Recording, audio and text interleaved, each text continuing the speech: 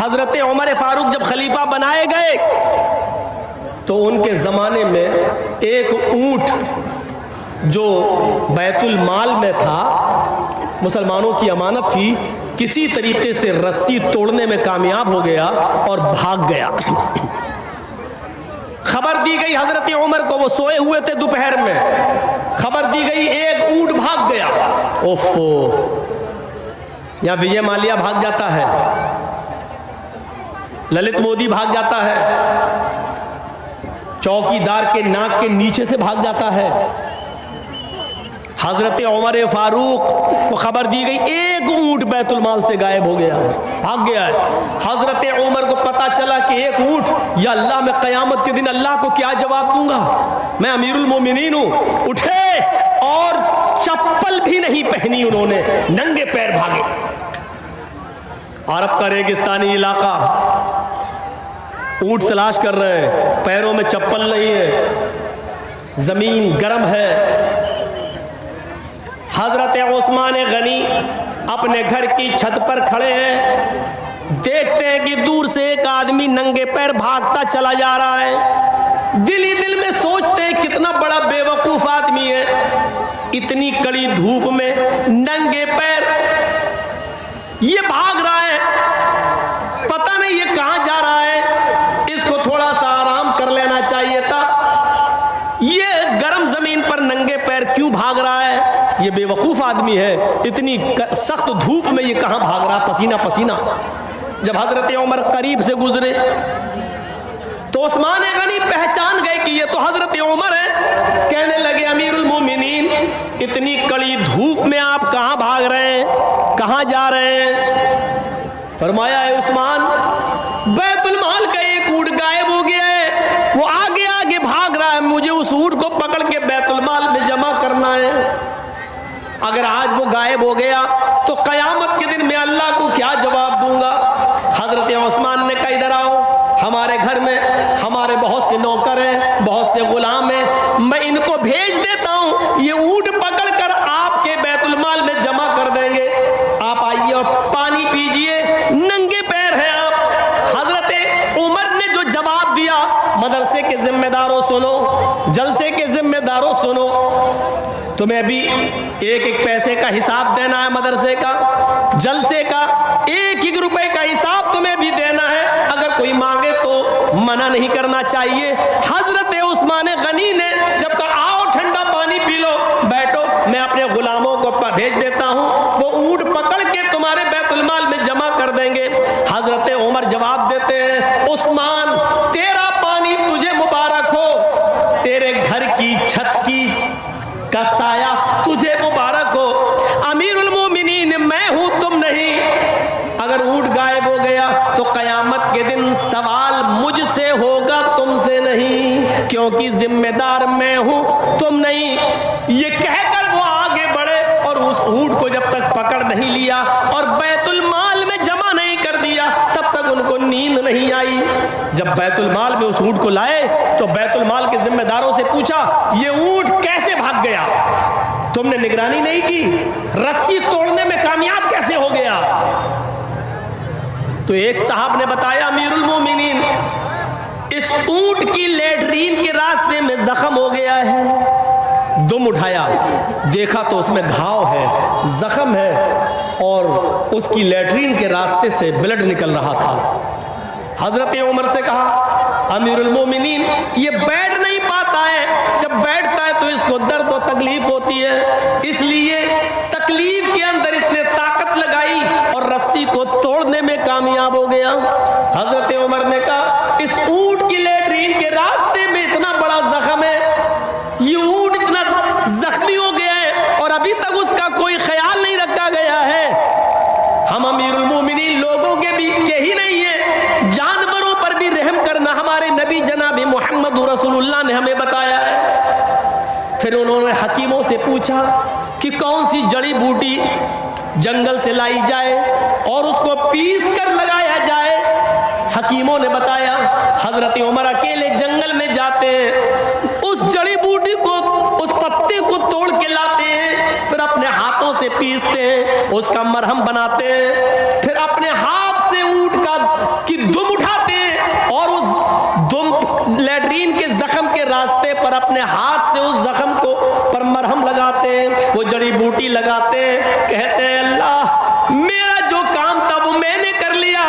शिफा देना तेरा काम है। ऐ अल्लाह मैं अपनी जिम्मेदारी से आजाद हो गया, ऐ अल्लाह अब इसको शिफा देना न देना ये तेरा काम है। जानवरों पर रहम करना ये मेरी जिम्मेदारी है, मैंने अपनी जिम्मेदारी निभा ली है, जो हो सकता है वो मैंने किया है। ऐ अल्लाह इस ऊंट को जल्दी से शिफा दे दे। मिल गई जो तो मुझे मिल गया सारा जहां सारा यहाँ। इस वाक़े से पता चलता है कि जिम्मेदारी क्या चीज़ होती है। जिम्मेदारी हर आदमी को अपनी जिम्मेदारी पूरी तरीके से निभानी चाहिए। हर आदमी को अपनी जिम्मेदारी पूरी तरीके से अदा करना चाहिए। वक्त की पाबंदी बहुत ज़रूरी है। शुक्र अदा करो अल्लाह ताला का कि उसने हमें और आपको इस्लाम दिया है। लोग तड़प रहे हैं आज इस्लाम के लिए, वो इस्लाम जो आपका ही नहीं है। शरा लकुम मिनद्दीनि मा वस्सा बिही नूहन वल्लज़ी औहयना इलैक व मा वस्सैना बिही इब्राहीम व मूसा व ईसा नक़ीमुद्दीन। ऐ मोहम्मद सल्लल्लाहु अलैहि वसल्लम मैंने आपको वही दीन देकर भेजा है, मैंने आपको वही दीन देकर भेजा है जो दीन आपसे पहले नूह अलैहिस्सलातु वस्सलाम को देकर भेजा था, और नूह के बाद इब्राहीम और मूसा और ईसा भी जो दीन लेकर गए वही दीन मैंने आपको भी देकर भेजा है। ये गलत अफवाह है कि इस्लाम मुसलमानों का धर्म है। ये योगी मोदी आज जो चुनाव के मौके पर हिंदू मुस्लिम कर रहे हैं ना, और देख लीजिए कासगंज यूपी में पुलिस कस्टडी के अंदर एक मुसलमान को मार दिया गया, सिर्फ माहौल बनाने के लिए। यूपी जो चुनाव आ रहा है वो बनाने के लिए ये हिंदू मुस्लिम अगर ये अपनी किताबें पढ़ लें, योगी जी बड़े भक्त बनते हैं राम के और राम मंदिर बनवा रहे हैं अयोध्या में, अगर अपनी किताबें पढ़ लें, अपनी किताबें, तो यकीन मानिए इस्लाम से मोहब्बत करने लगेंगे। क्योंकि इस्लाम ये मुसलमानों का धर्म है ही नहीं, सिर्फ ये उनका भी धर्म है। इसी दीन और इसी धर्म को रामचंद्र जी ने भी पेश किया है, कृष्ण जी ने भी पेश किया है।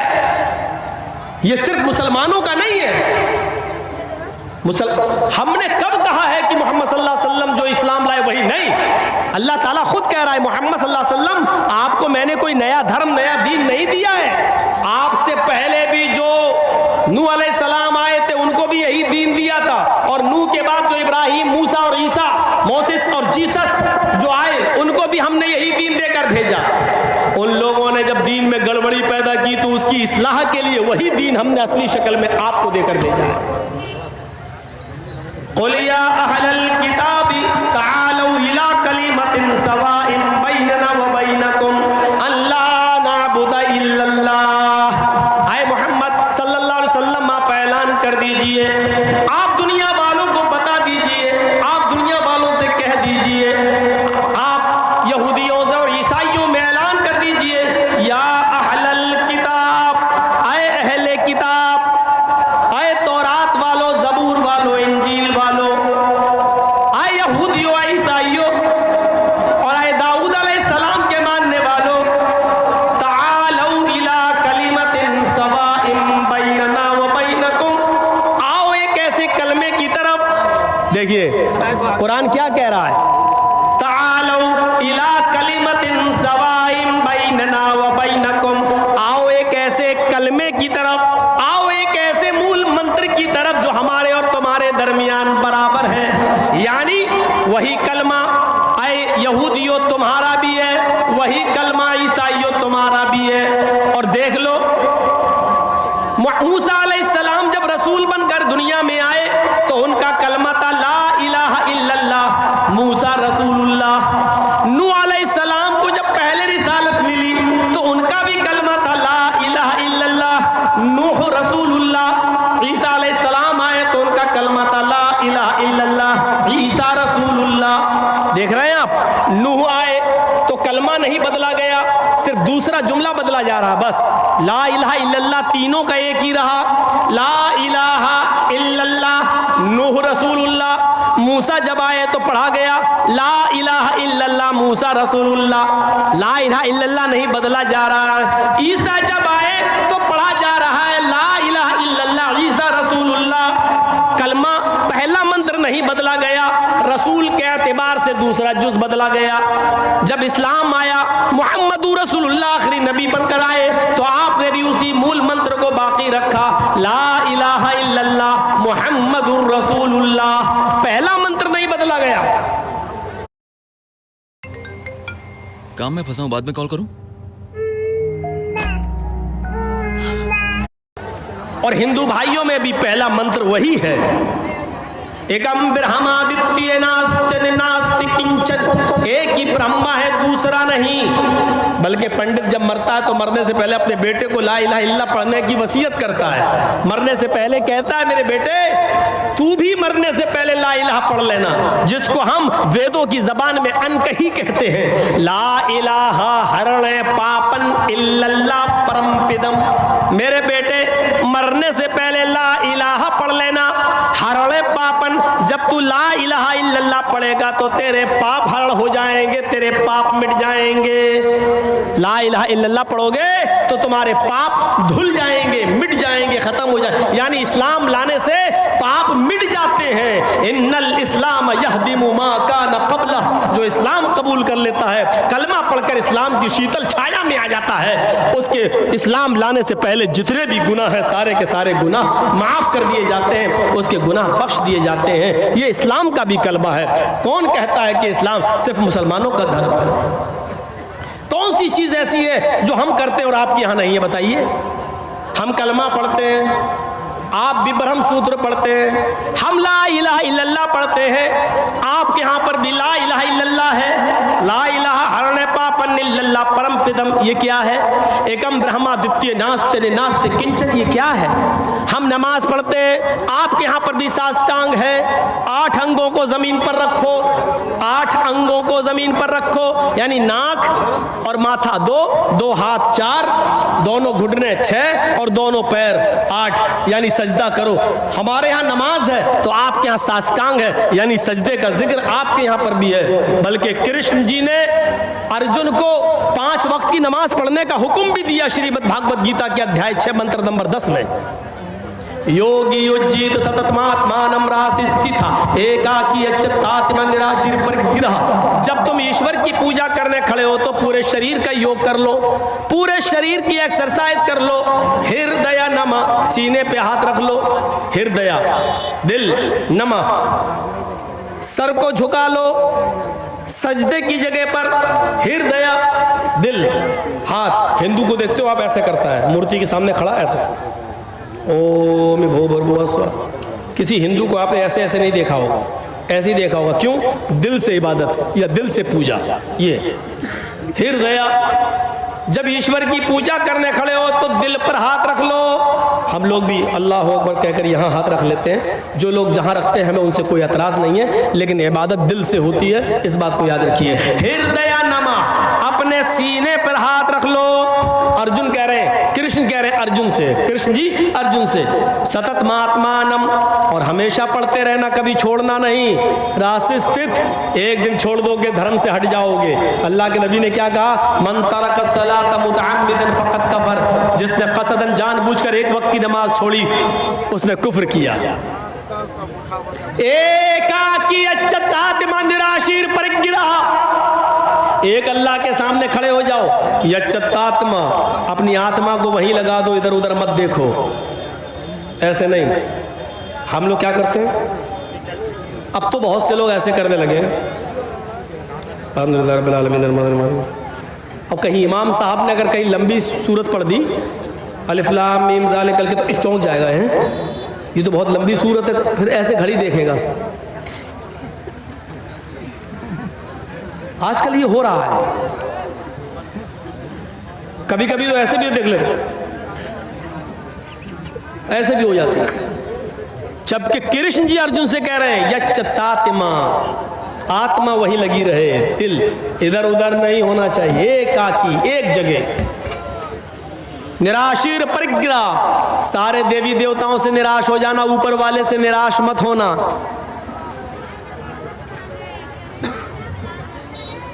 मही देवस्य सवितु परिष्टुति वसुर्दयमान नय सुपथराय अस्मान।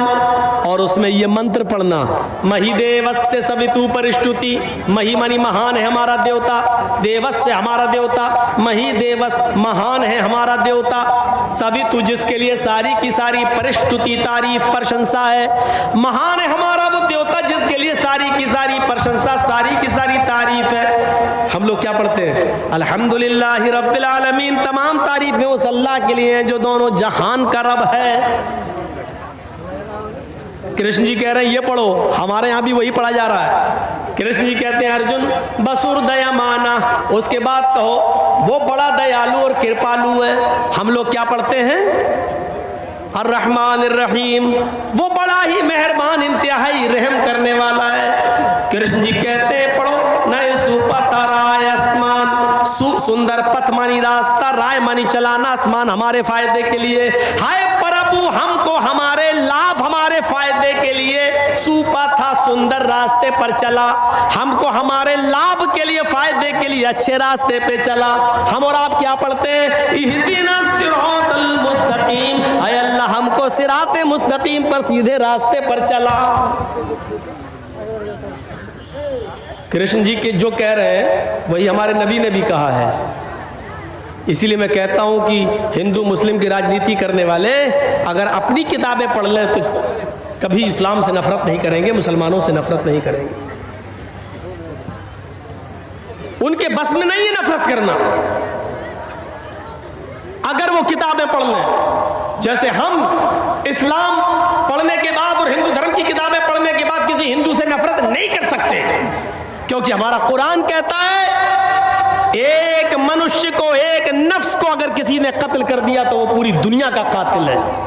मन कतल नफ्सन बिगैरि नफ्सिन औ फसादिन फकअन्नमा कतलन नास जमिया, जिसने दुनिया में किसी एक मनुष्य को, चाहे वो हिंदू हो या मुसलमान, सिख हो या ईसाई, किसी भी धर्म का, किसी भी जाति का, किसी भी मजहब का मानने वाला हो, अगर आपने किसी को कत्ल कर दिया तो एक इंसान को कत्ल नहीं किया, पूरी दुनिया की इंसानियत को कत्ल कर दिया, पूरे विश्व की इंसानियत को मार डाला, पूरे मानवता का, पूरी इंसानियत के आप कातिल हैं। एक को नहीं मारा है आपने।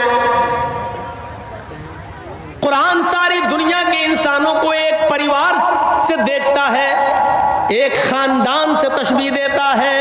या अय्युहन्नास इन्ना खलकनाकुम मिन ज़करिन व उन्सा वजअलनाकुम शुऊबन व क़बाइल लितअरफू, हाय सारी दुनिया के इंसानों तुम आपस में भाई भाई हो इसलिए कि तुम्हारा बाप एक है, तुम्हारी माँ एक है, तुम एक बाप आदम से और एक माँ हव्वा से पैदा किए गए हो। जब तुम्हारा बाप एक, तुम्हारी माँ एक, तो तुम सब आपस में भाई भाई हो, खानदान तुम्हारा एक है, तुम एक परिवार की तरह हो, तुम एक खानदान की ब्रांच, एक पेड़ की शाखाएं हो। लीजिए कुरान हम सबको एक खानदान से, एक परिवार से जोड़ रहा है और कह रहा है कि तुम सब आपस में एक दूसरे के भाई हो, तुम सब आपस में एक दूसरे, एक ही माँ और एक ही बाप के बेटे हो। इतनी बड़ी इंसानियत का सबक मेरे भाइयों दुनिया के किसी मजहब के अंदर नहीं मिलेगा। हाँ, लेकिन कुरान और हदीस के कानून को हमें फॉलो करना है। गाइस